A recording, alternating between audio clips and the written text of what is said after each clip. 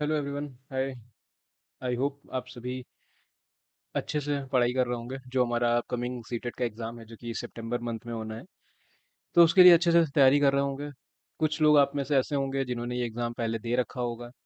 हम्म, और कुछ ऐसे होंगे जो कि पहली बार दे रहे होंगे। तो ये वीडियो जो आज का है ये बड़ा ही इंपॉर्टेंट है आप दोनों के लिए।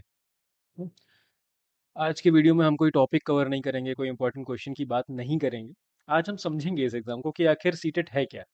ये जो हमारा सीटेट का एग्ज़ाम है जो कि सीबीएसई करवाता है, क्यों आखिर ऐसा है कि जितने भी बच्चे इस एग्ज़ाम को देते हैं, जितने भी एस्पिरेंट इस एग्ज़ाम में अपेयर होते हैं, उसमें से बस 25% ओनली वही इस एग्ज़ाम को पास कर पाते हैं। आखिर ऐसा क्यों है? क्यों जो 75% बाकी के लोग हैं वो फेल कर जाते हैं इस एग्ज़ाम को? जबकि ये एग्ज़ाम टीचिंग कैटेगरी में होने वाले one of the best exams में से एक है।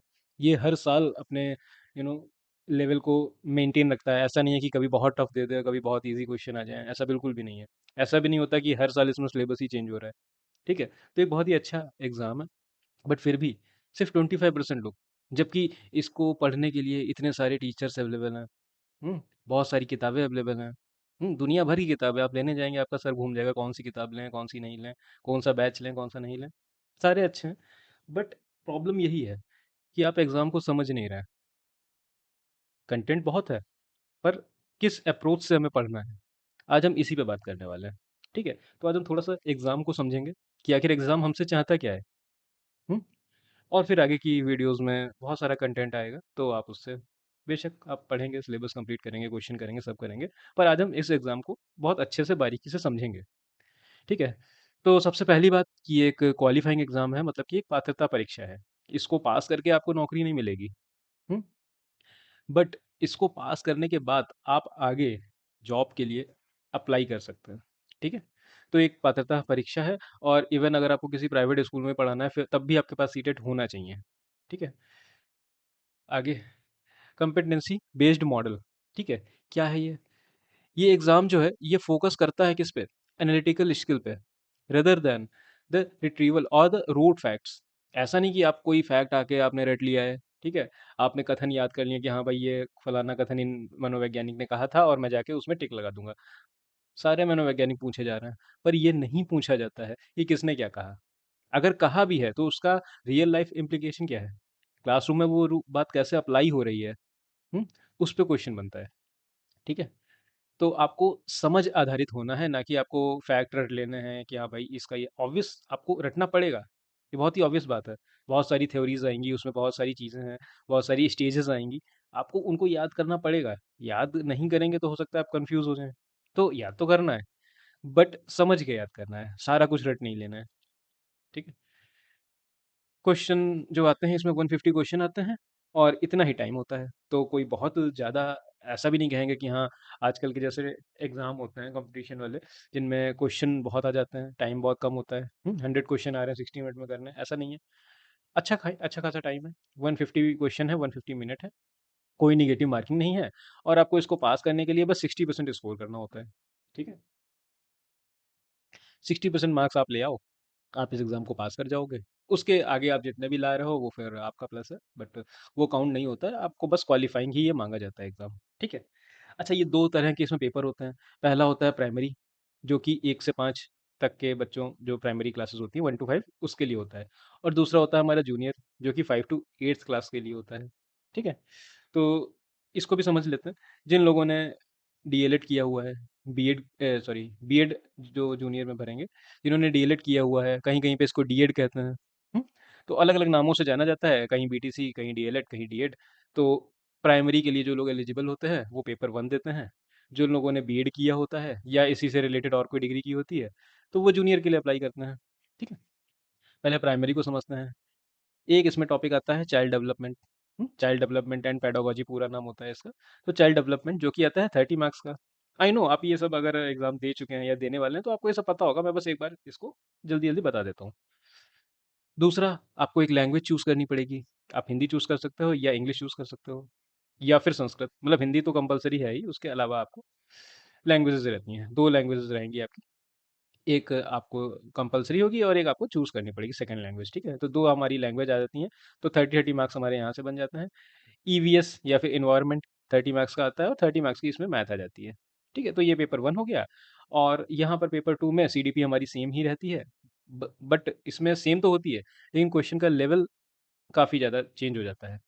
ठीक है, इसमें थोड़ा सा हमको और ज़्यादा एनालिटिकल क्वेश्चन मिल जाते हैं बजाय कि इसके, पर लगभग सेम ही जो डिफ़िकल्टी का लेवल है वो सेम ही रहता है। ठीक है, लैंग्वेज वन टू इसमें भी रहती है, तो लैंग्वेजेस भी हमारी यहाँ पे सेम है। ठीक है, फिर आता है हमारा कुछ जो स्टूडेंट होंगे वो मैथ और साइंस वाला पोर्शन करते हैं, और कुछ हमारा एसएसटी वाला। कौन होते हैं? जिन लोगों ने साइंस साइड के सब्जेक्ट अपनी ग्रेजुएशन में लिए होते हैं, जैसे कि आप बीएससी करके आए हो, इंजीनियरिंग करके आए हो, तो आपको मैथ और साइंस वाला पेपर अटेम्प्ट करना पड़ता है। बहुत सारे लोगों को मैंने देखा है इसमें कंफ्यूज होते हुए। हाँ, क्योंकि उन्होंने बीएससी का रखा है, पर क्योंकि उन्होंने यूपीएससी का प्रिपेयर किया था कभी, तो उनकी एसएसटी वाले सब्जेक्ट पे भी पकड़ अच्छी होती है। तो वो सोचते हैं कि हम एसएसटी देते हैं, पर ऐसा नहीं हो सकता। आप जो ग्रेजुएशन में आपने जो सब्जेक्ट ले रखा है, उसी के अकॉर्डिंग आप इसको फिल करते हो। अगर आप साइंस साइड से हो तो आपको मैथ और साइंस अटेम्प्ट करनी होगी। आपने आर्ट साइड से पढ़ाई की है तो आपको सोशल स्टडी वाले सब्जेक्ट्स पे ध्यान देना होगा। ठीक है, तो ये मैंने भी एक बेसिक प्रारूप आपको बता दिया सिलेबस का पार्ट का। बट हमारा सबसे इम्पोर्टेंट अगर कोई सब्जेक्ट है तो वो है ये सीडीपी, दोनों में, ना कि पेपर वन में ओनली, पेपर टू में भी, दोनों में। कैसे, आइए समझते हैं इसको अगली स्लाइड से। हम्म तो इसको हिडन 90 मार्क्स भी कहा जाता है। सीडीपी जो है हमारी, ये अकेले 90 नंबर पर संभाल रही है हमारे। कैसे भाई, 150 का हमारा जो होता है पेपर होता है, उसमें 19 मार्क्स सिर्फ सीडीपी ही देख रही है। तो अगर हम सिर्फ इसी सब्जेक्ट को ध्यान दे देते हैं, तो हमारा पेपर तो पास हो ही जाएगा। हम्म? कैसे समझते हैं? हमने पीछे पढ़ा था कि सीडीपी अकेले 30 मार्क्स की आ रही है, बट हम कह रहे हैं यहाँ पे नहीं नहीं भाई, सीडीपी तो 90 मार्क्स की आ रही है। कैसे? तो देखिए, पेपर वन की अगर हम बात करें, तो हम उसमें मैथ का सेक्शन अटेम्प्ट करते हैं। ठीक है, मैथ के सेक्शन में 30 क्वेश्चन आते हैं, जिनमें से 15 और 15 के उसमें क्वेश्चन बटे हुए होते हैं। 15 क्वेश्चन आपके डायरेक्टली मैथ एप्टीट्यूड से आएंगे। ठीक है, आपको सॉल्व करने होंगे, क्वेश्चन आएंगे, आपसे कुछ ही पूछेगा वो। ठीक है, डीआई वगैरह भी आ सकते हैं इसमें। और 15 नंबर जो हमारे बचे, ये आते हैं मैथ पैडागोजी से, कि आपको मैथ पढ़ानी कैसे है बच्चे को। आफ्टर ऑल तो आप टीचर ही बनने वाले हो ना, आपको जाके बच्चे को जोड़ घटाना सिखाना है। अलग अलग टॉपिक आप सिखाओगे, एलसीएम सिखाओगे, एचसीएफ सिखाओगे, पर वो सिखाओगे कैसे? बिल्कुल आपको आता है, पर आप उसको कैसे पढ़ा रहे हो बच्चे को? क्लास में 30-40 बच्चे हैं, हर कोई एक मेथड से नहीं सीख रहा है, आप कैसे समझाओगे उसको?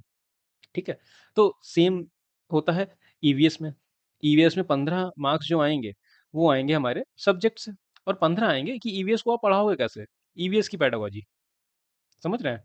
दो हमारी लैंग्वेजेस हो गई, हिंदी इंग्लिश मान लो, हिंदी संस्कृत मान लो, तो उनमें भी 15-15 नंबर की हमारी पैडागोजी आ गई, लैंग्वेज की पैडागोजी, जो कि बहुत ही आसान होती है। तो उसको भी आपको देखना पड़ेगा। तो इस तरह से हमारे हर सब्जेक्ट से 15-15 नंबर आते हैं, और सीडीपी को एक सबसे बड़ा और सबसे इम्पोर्टेंट सब्जेक्ट बना देते हैं हमारे लिए, क्योंकि ये 90 मार्क्स कवर कर रहा है। ठीक है, और अच्छी बात एक ये भी है कि अगर आपने जो सीडीपी का जो हमारा सिलेबस दे रखा है, जो कि 30 मार्क्स का आता है, उसको अगर आपने ढंग से पढ़ लिया, तो ये जो मैथ के 15 क्वेश्चन है, ये आपको बहुत ईज़िली करने को मतलब मिल जाएँगे। आप बहुत ईज़िली इनको अटेम्प्ट कर लोगे। आपको बहुत ज़्यादा सोचना नहीं पड़ेगा अच्छा क्या होगा? हालाँकि इसमें भी आपको पढ़ना पड़ेगा। मैथ की पेडागोजी में कुछ ऐसे टॉपिक हैं जो कि जो हमारे नॉर्मल सीडीपी के सिलेबस हैं उसमें कवर नहीं होते हैं। ठीक है? वो हम पढ़ेंगे। इंग्लिश की पेडागोजी में कुछ ऐसे क्वेश्चन हैं, कुछ ऐसे टॉपिक हैं जो कि इसमें कवर नहीं होते हैं, तो हम इनको पढ़ेंगे। बट फिर भी मोस्ट ऑफ द क्वेश्चन आप, मैं ये कह रहा हूँ कि आप 15 में से एटलीस्ट 10 क्वेश्चन तो आप कर ही लोगे, अगर आपने सिर्फ़ ये 30 नंबर की तैयारी कर रखी है तो। ठीक है? तो इसलिए सीडीपी एक बड़ा ही अहम सब्जेक्ट हो जाता है, एक बड़ा ही मेन फैक्टर हो जाता है इस एग्ज़ाम को पास करने के लिए। और लोग क्या करते हैं? लोग करते हैं कि मैं सीडीपी को रट लूँगा और पास कर लूँगा। कैसे पास कर लोगे? आप 90 मार्क्स से रिस्क कैसे ले सकते हो? आप क्यों नहीं इसको समझ के पढ़ रहे हो? समझ रहे हैं? खैर, तो ये इस पूरी स्लाइड का सारांश है कि 90 मार्क्स हमारी सीडीपी कवर करती है, अगर हम इसको ढंग से पढ़ेंगे। तो जो हमारे पेडागोजी के जो पार्ट हैं, उसमें जो आ रहा है, वो भी हमारा कवर हो जाएगा। थोड़ा बहुत हमको ऊपर से पढ़ना पड़ेगा। ठीक है? आगे देखते हैं। तो अब हम आगे समझते हैं कि जो हमारा सीटेट है, इसमें किस तरह का ट्रेंड फॉलो कर रहा है ये एग्ज़ाम, और इसका डिफ़िकल्टी लेवल क्या है। हुँ?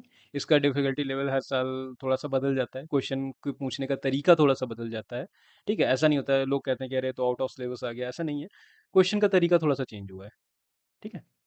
जैसे कि आप आगे देखेंगे, आगे मैंने टाइप्स ऑफ क्वेश्चन भी डाले हैं कि किस तरह के क्वेश्चन अब ज़्यादा पूछे जा रहे हैं। पिछले 2-3 साल अगर पहले के हम क्वेश्चन पेपर उठाएँ और अब के क्वेश्चन पेपर उठाएँ, तो उसमें काफ़ी ज़्यादा चेंजेस देखने को मिल रहा है। पहले क्वेश्चन बहुत ऐसे आते थे, वन लाइनर टाइप क्वेश्चन आते थे कि आपने पढ़ा और हो सकता है आपको ऑप्शन भी देखने की ज़रूरत ना पड़े और आप उसका आंसर बता दें। हुँ? पर अब ऐसा नहीं है, अब असर्शन रीज़निंग वाले क्वेश्चन बहुत बढ़ गए हैं। वो टफ नहीं है, पर वो लेंदी हैं, तो वो आपका टाइम खा जाते हैं, इसलिए आपको लगता है अरे ये तो बहुत ही टफ क्वेश्चन आ गया है। ऐसा नहीं है, अगर हम ट्रेंड को फॉलो करेंगे तो मुझे लगता है कि ये बहुत ही ईज़िली आप इसको एग्ज़ाम को क्लियर कर पाएँगे। अच्छा हाँ, एक और बात, ट्रेंड को और डिफ़िकल्टी लेवल को ध्यान में इसलिए भी रखना ज़रूरी है, क्योंकि पिछले कुछ 3 सालों से पैटर्न एक तरह से मतलब क्वेश्चन लेंदी होते जा रहे हैं। टफ नहीं है, लेंदी हो रहे हैं, ठीक है? और सुनने में ये भी आ रहा है कि जो अगला सीटेट जो होने वाला है, उसमें सिलेबस चेंज की भी बात हो रही है। तो मुझे नहीं पता ये कितना सच है, कितना नहीं है, पर ये न्यूज़ आजकल काफ़ी चल रही है। तो देखते हैं, ये तो आगे फ्यूचर में ही कन्फर्म हो पाएगा कि सिलेबस चेंज हो रहा है कि नहीं हो रहा है, पर आपका मेन फ़ोकस ये होना चाहिए कि इस पेपर को जितना जल्दी हो सके पास करके बैठ जाइए। पेपर 1 हमारा प्राइमरी का है जिसका डिफ़िकल्टी लेवल थोड़ा-सा कम माना जाता है पेपर 2 की अपेक्षा, पर ऐसा बिल्कुल भी नहीं है। कुछ क्वेश्चन ऐसे आ जाते हैं कभी-कभी सीडीपी में, प्राइमरी में, जो आपसे सॉल्व नहीं होंगे, आपको समझ ही नहीं आएगा कि अच्छा इसमें क्या करें, क्या ना करें। और कभी ऐसा भी देखा गया है कि पेपर 2 के क्वेश्चन इतने ईज़ी हैं कि जिसने पढ़ा भी नहीं है, उसने बस पेपर देख रहा था और उसने उसको आंसर वो बता दिया। तो ऐसा कुछ भी नहीं है, सारा खेल सब समझ का, अंडरस्टैंडिंग का है, ठीक है? आगे हाँ, इसमें कुछ ऐसा होता है कि इसमें डायरेक्ट एप्लीकेशन वाले क्वेश्चन आते हैं और इसमें थोड़ा-सा थिंकिंग प्रोसेस और टेस्टिंग बेस्ड क्वेश्चन इसमें पूछे जाते हैं, ठीक है? तो वो तो ख़ैर हम जब सिलेबस को पढ़ेंगे, समझेंगे, तो हमें समझ में आ जाएगा। बाकी ऐसा कुछ भी नहीं है कि ये बहुत ईज़ी है और ये वाला बहुत टफ़ है, ऐसा कुछ भी नहीं है, ठीक है? आगे देखते हैं। तो अब हम आते हैं टाइप्स ऑफ क्वेश्चन पे। आज का अगर हम पिछले कुछ सालों का ट्रेंड अगर उठाएँ, तो 2 तरह के क्वेश्चन बहुत हैं, भरमार है इनकी। पहला असर्शन रीज़निंग, ठीक है? और एक ये तो हमारा एलिमिनेशन वाला जो तरीका है, ये तो कई सालों से चलता आ रहा है और बहुत अच्छा तरीका है। इसको भी समझेंगे हम कि कैसे हम अगर क्वेश्चन हमें नहीं आता, क्योंकि इस एग्ज़ाम में टाइम बहुत ही लिमिटेड है, ठीक है? आप कैसे तय करोगे कि आपको किस क्वेश्चन पे टाइम देना है? बहुत सारे लोग ईगो में आ जाते हैं, "अरे! मैथ का क्वेश्चन मुझसे कैसे नहीं हो रहा?" जबकि आगे ईवीएस में आप उतनी देर में 5 क्वेश्चन कर देते। बहुत सारे लोग इसमें ऐसे एग्ज़ाम में हैं, जो कहते हैं, "अरे! हमारा तो पेपर ही छूट गया।" क्योंकि मेनली जो ईवीएस है हमारा, ये लास्ट का सेक्शन होता है, ठीक? लोग शुरुआत में अटेम्प्ट करते हैं, मैथ में आते हैं, बहुत सारा टाइम दे देते हैं, एक ही क्वेश्चन में लगे पड़े हैं। ईगो पे ले लिया है, लग क्यों नहीं रहा मुझसे? मैं तो मैथ का ही इतना अच्छा स्टूडेंट हूँ, मुझसे क्यों नहीं हो रहा मैथ? हुँ? ईगो पे ले लिया है और इस चक्कर में इतनी ही देर में वो ईवीएस के 5 क्वेश्चन बना सकते थे। ये मैथ का एक क्वेश्चन आपको एक ही नंबर देगा और ईवीएस का भी एक क्वेश्चन एक ही नंबर देगा। तो आपको ये देखना होगा कि आपको क्या छोड़ना है। बहुत इंपॉर्टेंट है ये। आप कह रहे हो कि पेपर कैसे छोड़ दें? मैं कह रहा हूँ आपको इतनी समझ होनी चाहिए कि आपको क्या पकड़ना है और क्या छोड़ना है। आपको ये देखते समझ आ जाना चाहिए क्वेश्चन को कि अच्छा हाँ, ये मैंने नहीं पढ़ा था या ये मुझे अभी नहीं इसको रिकॉल कर पा रहा हूँ, तो मुझे इसको छोड़ना है। आपको ईगो में नहीं फँसना है कि अरे मुझसे मुझसे हो क्यों नहीं रहा? मैंने तो इतनी मेहनत करी है। नहीं, आप आगे जाइए। आगे बहुत सारे क्वेश्चन हैं जो वेट कर रहे हैं आपका और वो इससे आधे टाइम में हो जा रहे हैं, आपको ज़्यादा मार्क्स देके भी जा रहे हैं। तो बहुत सारे लोग मुझे मिलते हैं जिनका ईवीएस वो कहते हैं, "अरे! ईवीएस में तो मैं ऐसे ही बस गोले भर आया हूँ, क्योंकि मुझे इतना टाइम ही नहीं था। लास्ट के 10 मिनट बचे थे जब ईवीएस कर रहा था मैं।" और कुछ लोग इसमें ऐसे भी हैं, जो कि आधे घंटे पहले ही पेपर खत्म करके बैठ जाते हैं। फिर वो मैच करते हैं, अच्छा कोई गोला छूटा तो नहीं, ठीक है? तो ऐसे भी बत लोग हैं। तो इसमें आपको ये समझना बहुत ज़रूरी है कि आपको क्या करना है और क्या छोड़ना है, ठीक है? ये तो हो गई बात। अब हम ज़रा आते हैं असर्शन रीज़निंग वाले क्वेश्चन पे। ये आजकल बहुत ज़्यादा आ रहे हैं। सीडीपी में तो मतलब मुझे लग रहा है कि 30 में से 20 क्वेश्चन असर्शन रीज़निंग ही पड़े होते हैं और अच्छे क्वेश्चन होते हैं ये, मैं इनको बुरा नहीं बोलूँगा, बहुत अच्छे क्वेश्चन होते हैं। बस हमें इनको अटेम्प्ट करना नहीं आता है। आजकल यही ट्रेंड है। अगर आपने इसको समझ लिया, तो आप सीडीपी में तो हीरो हो गए, ठीक है? थोड़ा-सा डिफरेंट तरीके के क्वेश्चन हैं, लोग इनको समझ नहीं पाते हैं, थोड़े से लेंदी होते हैं, तो इसलिए लोग इनसे डरते भी ज़्यादा हैं। पर अगर आप इसको समझ लें, इसको करने का तरीका समझ लें, तो बहुत आसान है ये। हुँ, फिलहाल मैं आपको एक क्वेश्चन आगे दिखाता हूँ और फिर मैं ये बताता हूँ कि आखिर ये क्या है? ये बिकॉज़ वाला जो हमारा हैक बोल रखा है यहाँ पे, तो बिकॉज़ हैक क्या होता है, ठीक है? तो मैं इसको एक एग्ज़ाम्पल के तौर पे आपको दिखाता हूँ, ये देखिए। यहाँ पे ये जो है, ये अभी लास्ट ईयर जो हमारा 2026 का जो एग्ज़ाम हुआ था हमारा सीटेट का, ये उसी का क्वेश्चन है, किसी सेट का, ठीक है? वहीं से उठाया मैंने। तो ये क्वेश्चन है, ठीक?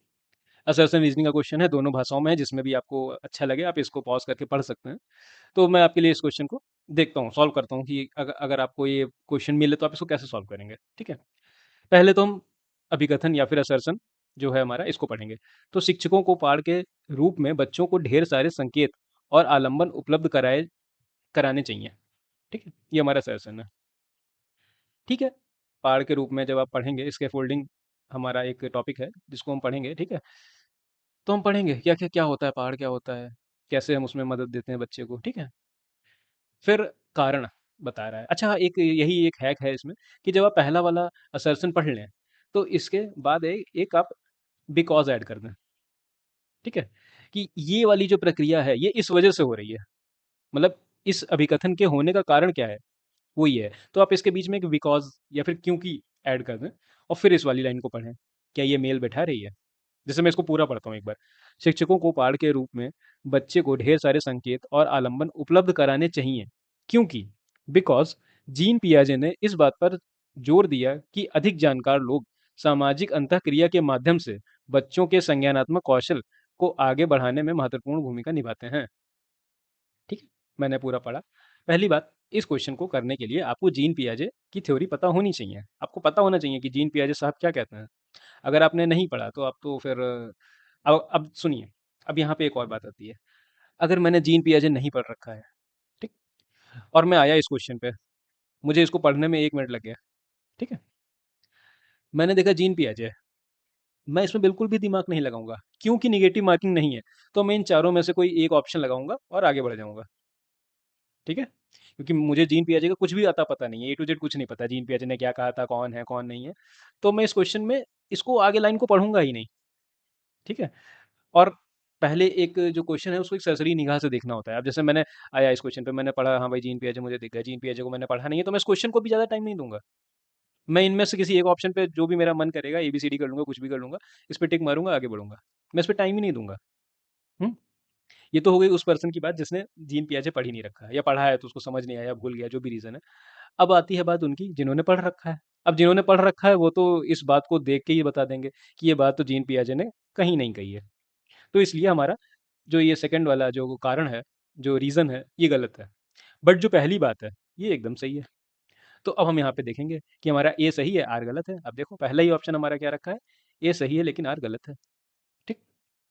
तो ये हमारा हो गया इसका। इस तरह से इन क्वेश्चन को सॉल्व किया जाता है। आई नो बहुत सारा टाइम लग गया इसको करने में, समझाने में, क्योंकि मैं आपको समझा रहा था इसलिए टाइम लगा। अगर आप इस क्वेश्चन की प्रैक्टिस करेंगे, ठीक है, आप सारे प्रीवियस ईयर उठाकर लगा डालें एसएससी रीजनिंग वाले, फिर देखिए आपको बहुत टाइम लगेगा ही नहीं।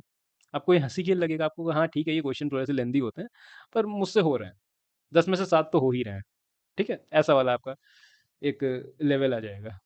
तो पहला तो ये है, ठीक है? तो ऐसे क्वेश्चन जब भी दिखें आपको बिकॉज को याद रखना है, पहले कथन को पढ़ना है, अभिकथन जो होता है या फिर असर्शन जो होता है इसको आपको पढ़ना है, जिस भी लैंग्वेज में आप कंफर्टेबल है उसमें पढ़ें। आपकी समझ यहाँ पे निर्धारित करेगी आप क्वेश्चन कर पाओगे कि नहीं कर पाओगे। फिर उसके बीच में बिकॉज ऐड करें, दूसरी लाइन पढ़ें, अगर तालमेल बैठ रहा है तो हाँ भाई ठीक है। और पहले बात तो ये दोनों सही होने चाहिए, पहला कथन सही होना चाहिए, दूसरा सही होना चाहिए, ठीक है? सही है तो आगे बढ़िए, नहीं सही है तो जैसा भी आपका ऑप्शन है उसको टिक करिए, आगे बढ़ जाइए, ठीक है? तो आई होप आपको ये समझ आया हो सर्च रीजनिंग वाले क्वेश्चन। और आगे हम बहुत सारे क्वेश्चन करेंगे अलग अलग टॉपिक के, जैसे जैसे मैं टॉपिक पढ़ाऊंगा उसके प्रीवियस ईयर भी इसमें डाल दिया करूंगा वीडियो में, ताकि आप लोग इसको करें और आपका एक जो ये हुआ है, एक जो डर है असर्शन रीजनिंग वाले क्वेश्चन का, ये थोड़ा सा कम हो सके, ठीक है? बाकी कुछ नहीं है, बस ये बिकॉज को आपको याद रखना है। सॉरी, बिकॉज को आपको याद रखना है। बाकी सारा ये बहुत ईजी है, बहुत ही ईजिली आप इस आंसर को टिक कर पाएंगे। आगे हमारा ये होता है कीवर्ड एलिमिनेशन, ठीक है? इसके बहुत बड़े बड़े नाम पे मत जाइएगा, बहुत ही ईजी होता है। हमको निगेटिव कीवर्ड्स ढूंढने होते हैं और पॉजिटिव कीवर्ड ढूंढने होते हैं, हर क्वेश्चन में आपको मिलेंगे। जैसे कि देखिए पिछला वाला ये क्वेश्चन, अब इसमें मैं आया जीन पियाजे पे। अगर मैं इस क्वेश्चन को पढ़ रहा हूँ तो मैं पता कैसे पढ़ता हूँ, मैं आगे बताता हूँ, नीचे थोड़ा सा आगे हो गया है। जैसे मैं अगर इसको पढ़ रहा हूँ क्वेश्चन को, और मैं मेनली प्रेफर करता हूँ कि मैं इंग्लिश में पढूँ, पर आप जिस भी लैंग्वेज में कंफर्टेबल हो आप उससे पढ़ें, ऐसा कुछ नहीं है हिंदी इंग्लिश का। तो जैसे मैं इस क्वेश्चन को पढ़ूंगा, पहली लाइन में मैं आया है तो मैं बहुत ही फास्ट एक तरह से स्किमिंग टाइप की करता हूँ कि हाँ भाई टीचर, हाँ इसके फोल्डिंग आ गया। अब मुझे पता है इसके फोल्डिंग किस पर्सन की किस थ्योरी में आता है, ठीक? अब मैं देखूंगा क्या वो पर्सन यहाँ पे है, तो मैंने कहा अरे नहीं यहाँ तो जीन पियाजे साहब बैठे हैं। फिर आगे इस बात को पढ़ूंगा कि अच्छा अब जीन पियाजे आएगा तो मैं थोड़ा सा ध्यान रखूंगा जीन पियाजे की थिंकिंग को कि वो क्या कहते हैं। तो मैं देखूंगा अच्छा जीन पियाजे साहब ने अच्छा ऐसा कुछ कहा है क्या, अच्छा ये तो नहीं कहा है, ठीक? तो ये हो गया रॉन्ग। तो ये जो है ये क्या है, हम्म? इनको ही हमें ध्यान रखना है। तो यही हमारे कीवर्ड्स हैं, जीन पियाजे, इसके फोल्डिंग, ठीक। और कई तरह के वर्ड आते हैं, जैसे कि कहीं पे आ जाए रूट लर्निंग, ओनली, पनिश, पृथक्करण, सेग्रीगेशन, टीचर सेंट्रिक मेथड, इस तरह के जो वर्ड हैं जो कि निगेटिव एक इम्पैक्ट डाल रहे हैं हमारे उस पे, क्वेश्चन पे या बच्चे पे। तो इन सारे जो वर्ड हैं इनको एक तरह से आपकी आंखें ऐसी हो जानी चाहिए कि अच्छा क्वेश्चन में आपको अगर कहीं ये दिखें तो ये दूर से ही चमक जाए। आई नो ऐसा नॉर्मली नहीं होगा, जब आप बहुत ज़्यादा प्रैक्टिस करोगे क्वेश्चन की तो ये होता जाएगा। ये एक स्किल है जो आपको टाइम से आएगी, जब आप क्वेश्चन करते जाओगे तो ये आपको क्वेश्चन देखते ही दिखने लगेंगे। जैसे होता है ना, बहुत सारी भीड़ में कोई जान पहचान का होता है तो वो हाथ उठा देता है आपको देख के कि अरे मैं इधर हूँ। तो वैसे ही जब आप क्वेश्चन करोगे बहुत सारे, तो ऐसा हो जाएगा कि आपके सामने ये वर्ड आएंगे तो आपको दूर से दिख जाएंगे हाथ हिलाते हुए कि देखो मैं इधर हूँ। ठीक है। फिर उसी तरह से जैसे निगेटिव कीवर्ड्स हैं वैसे ही पॉजिटिव कीवर्ड्स हैं कि हाँ भाई हम अपॉर्चुनिटी दे रहे हैं बच्चे को। हाँ, एक्टिव इन्वॉल्वेशन, इन्वॉल्वमेंट, ठीक है, बच्चे सहभागिता दिखा रहे हैं, सक्रिय सहभागिता है बच्चों की, ठीक है, एक्टिव हैं क्लास में, ठीक। Real life experience, inclusive child, child centred approach, ठीक। तो इस तरह के जो पॉजिटिव कीवर्ड है हमें इनको भी बहुत ज़्यादा ध्यान रखना है, ठीक। तो ये सब क्वेश्चन करते हैं सही आएगा, ऐसा नहीं आएगा। ऐसे आप इसको चाहें तो नोट कर लें, बट आप क्वेश्चन करें ज़्यादा से ज़्यादा आपको आ जाएगा। जैसे कि ये दूसरा क्वेश्चन, मैं ये भी, ये 2026 का ही है, ये भी सेम सेट से मैंने पेपर से उठाया है। सेट तो मुझे नहीं ध्यान है, पर हाँ ये अभी जो एग्ज़ाम हुआ था हमारा जनवरी फरवरी में, उसका क्वेश्चन है। कह रहे हैं, चलो मैं हिंदी में पढ़ता हूँ।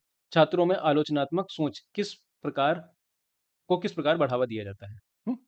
क्रिटिकल थिंकिंग जो है स्टूडेंट की, इसको हम किस तरह से बढ़ा सकते हैं। अब यहाँ पे जो हमारा एलिमिनेशन है, कीवर्ड हम छांटते हैं, ठीक है। अब पहला क्वेश्चन में कीवर्ड क्या आ रहा है, आलोचनात्मक सोच, क्रिटिकल थिंकिंग, हमारा पहला कीवर्ड हमें मिल गया है, ठीक। और क्या बात हो रही है, बढ़ाने की, ऑब्वियस सी बात है, हम क्रिटिकल थिंकिंग को बढ़ाएंगे ही, दबा थोड़ी ना देंगे, ठीक है। तो इसको बढ़ावा दिए जाने की बात हो रही है। तो पहला, हतोत्साहित, अब हतोत्साहित तो नहीं करेंगे, पहला अपने आप गलत हो गया। मैंने कुछ नहीं किया, मैंने बस पहला देखा हतोत्साहित करना है, हतोत्साहित तो करना गलत है बच्चे को। पहला अपने आप आउट हो गया। छात्रों को रटने का पूर्वाभ्यास कराने के लिए प्रोत्साहित करना, नहीं, ठीक। तो हमें रटने के लिए तो बिल्कुल भी इनकरेज नहीं करना है बच्चे को, ठीक। अच्छा ये लास्ट वाला देखते हैं, ठीक है। अधिसंज्ञान को हतोत्साहित करके, तो हतोत्साहित, हो सकता है आपको नहीं ना पता हो अधिसंज्ञान क्या है, आपने इंग्लिश में जाके चेक किया, मेटाकॉग्निशन, फिर भी समझ नहीं आया, पर हतोत्साहित तो समझ आ रहा है ना। तो हतोत्साहित आ गया, हटाइए इसको, हतोत्साहित हमें नहीं करना है, ठीक। तो क्या, क्यों, कैसे, जैसे उत्साहवर्धक, अब मैं इसको नहीं भी पढ़ रहा हूँ, तीन गलत हो गए तो चौथा तो सही है ही। मैं नहीं पढ़ रहा इसको, नहीं टाइम वेस्ट कर रहा अपना। तीन गलत है, चौथा सही है, सीधी बात। मैं आऊँगा ही नहीं इसको पढ़ने। मैं बस देखूंगा तीन गलत हो गए, थर्ड पे जाके टिक मारूंगा और तीसरे वाले को गोला भर दूंगा, ठीक है। तो इस तरह से एलिमिनेशन वर्क करता है और ये आपको बहुत हेल्प करता है क्वेश्चन को जल्दी करने में, ठीक है। तो आई होप आपको ये समझ आया होगा, ऑब्वियसली ये आप जब प्रैक्टिस करेंगे तभी आपको आएगा। तो ये दो मेथड, और भी बहुत सारे मेथड हैं वो जो हम क्वेश्चन करेंगे साथ साथ डिस्कस करते हुए चलेंगे। फिलहाल के लिए ये दो मैंने आपको यहाँ पे एक्सप्लेन कर दिए, बहुत यूज़ होते हैं आजकल जो जैसा पेपर आ रहा है सीटेट का उसमें। आइए आगे देखते हैं। हाँ, अब एक ये जो है ये बड़ा ही, इस पे पता नहीं क्यों लोग ध्यान नहीं देते हैं। सीटेट का पूरा सिलेबस ही इस बात पे, मतलब इस तरफ आपको ले जाता है कि आप एक टीचर ना बन गए, जो कि टीचर की एक इमेज होती है कि अरे मास्टर जी हैं अभी डांट क्लास शांत करा देंगे। ऐसा ना हो, आप एक फैसिलिटेटर की तरह बने। फैसिलिटेटर क्या होता है? फैसिलिटेटर क्या करेगा, वो आपकी थोड़ी सी हेल्प करेगा, पूरी हेल्प नहीं कर देगा। हेल्प तो सभी कर रहे हैं।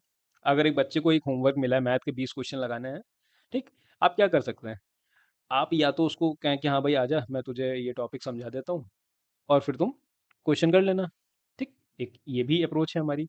और एक है कि अरे लाओ मैं तो मैथ का बहुत बड़ा जानकार हूँ, मुझसे ज़्यादा मैथ किसी को कहाँ आती है, 20 क्वेश्चन मैंने 20 मिनट में, 20 मिनट नहीं, 2 मिनट में करके उसको दे दिए और मैंने कहा ये लो कॉपी कर लो। तो दोनों में फैसिलिटेटर कौन है, ये पहला वाला। दूसरा वाले की मैथ बहुत अच्छी है, उसकी बहुत तारीफ के लायक मैथ है, पर वो एक अच्छा टीचर नहीं है।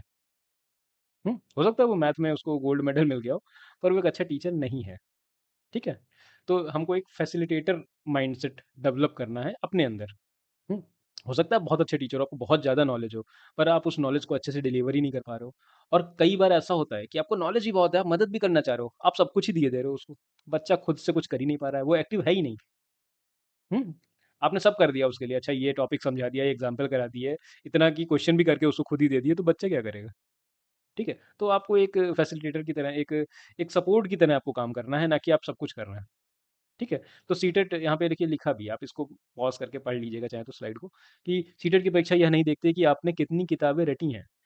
एग्ज़ामिनर यह देखना चाहता है कि क्या आपके पास एक आदर्श शिक्षक का दृष्टिकोण है। समझ रहे हैं? हो सकता है आपको टॉपिक कम आए, चलेगा, पर जो आ रहा है आप वो सामने डिलीवर कर भी पा रहे हो कि नहीं। ठीक है? नॉलेजेबल होना एक अदर थिंग हो गई, और जो एक अच्छा टीचर हो पाना है वो एक अलग चीज़ है। ठीक है? तो फिर आगे यहाँ पे है कि एक प्रोग्रेसिव फैसिलिटेटर क्या होगा। ठीक है? तो जब भी किसी पेडागॉजी प्रश्न में उलझें तो खुद को एक संवेदन प्रोग्रेसिव शिक्षक की जगह पे रखें। ठीक है? ये एक हैक कह लो, या हैक तो नहीं कहेंगे इसको, ये एक अप्रोच कह लो इसको, कि जब भी आप किसी क्वेश्चन में अटक रहे हो या नहीं भी अटक रहे हो, तो आप खुद को एक टीचर की जगह रखो और सोचो कि वो क्या करेगा, बच्चे के भले की बात सोचो। ठीक है?